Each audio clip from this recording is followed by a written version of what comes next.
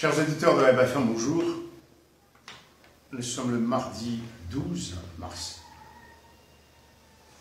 Voici le communiqué de presse publié, en tout cas que nous sommes allés demander aujourd'hui à BFM a envoyé un journaliste pour savoir ce qui a été publié par les autorités comoriennes après le crash de l'avion d'Ethiopian Airlines et les 157 morts. Ce communiqué de presse est du 11 mars.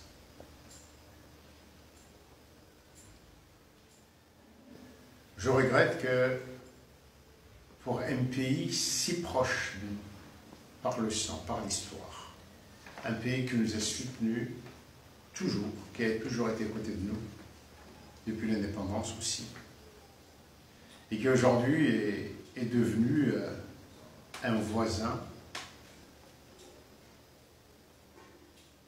très proche, parce que la compagnie aérienne, cette compagnie qui a été touchée, est aujourd'hui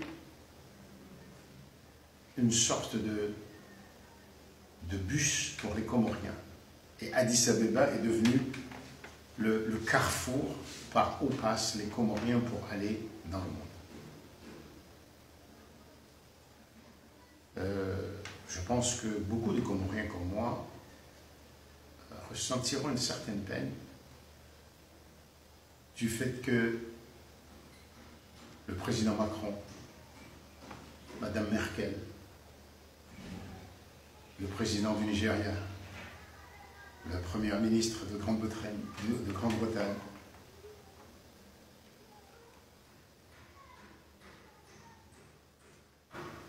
M. Macron nous est devancé pour exprimer leur peine à nos parents, à nos frères et sœurs d'Éthiopie. Aujourd'hui, le monde est si petit que les pays aussi, c'est comme des humains. Il y a des relations de fraternité. Quiconque va en Éthiopie constate que quand il dit qu'il est comorien, en tout cas à Addis Abeba, il y a une sorte d'expression comme ça spontanée, comment dire,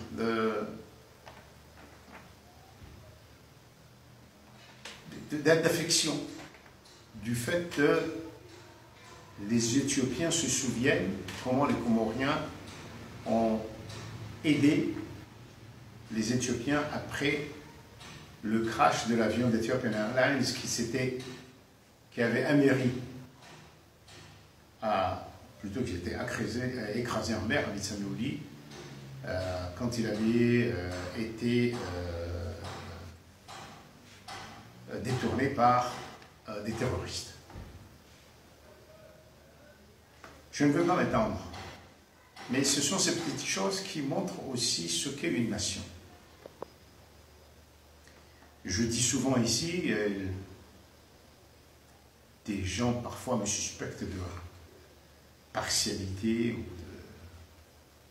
ou d'être un peu trop ami avec le ministère des Affaires étrangères. Je dis souvent que le ministère des Affaires étrangères, de par la qualité des ressources humaines, le savoir, l'expérience, le savoir-faire des gens qui sont là, doit être un ministère modèle et montrer aux autres ministères ce qu'est peut-être pas une bonne gouvernance, mais une bonne administration. Je le crois toujours. C'est pourquoi il est regrettable peut-être que le ministère n'ait pas approché le président qui supplée pour qu'il envoie un message le jour même pour témoigner de la peine des Comoriens. S'il n'est pas trop tard, Je pense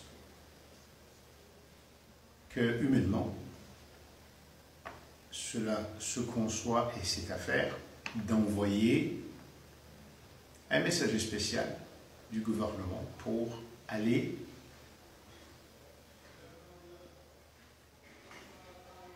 transmettre les condoléances de tout le peuple comorien. Je le rappelle encore, Ethiopian Airlines aujourd'hui, c'est comme une société, une compagnie aérienne des Comoriens. C'est le transporteur qui nous lie, qui nous amène aux quatre coins du monde. Et donc, nous l'avons échappé, grâce à Dieu. Il n'y a pas eu de Comoriens à ce jour qui, on ne sait pas à ce jour qu'il y ait eu un Comorien parmi les victimes, mais cela aurait pu arriver, puisque ce type d'avion vient parfois au Comores. Puisqu'on dit que c'est un défaut de l'avion. Mais même si ce n'était pas le cas, nous devons nous impliquer de plus en plus dans les moments de joie comme dans les moments de peine,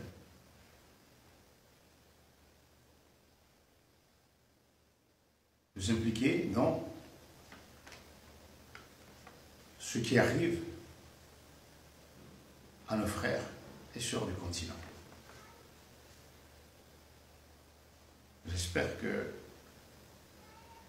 et la présidence de la République et le ministère des Affaires étrangères et aussi l'aviation civile comorienne qui devrait aussi exprimer ses condoléances, sa peine. Ne verront pas en ce que je dis là comme quelqu'un qui donne des leçons, absolument pas. Mais c'est mon devoir en tant que citoyen de rappeler que nous sommes aujourd'hui beaucoup de Comoriens qui avons des amis éthiopiens. Nous sommes un pays aujourd'hui très très lié à l'Éthiopie. C'est à Addis Abeba qu'il y a le siège de l'Union africaine et que donc nous devons nous sentir concernés, plus concernés que le Premier ministre Trudeau du Canada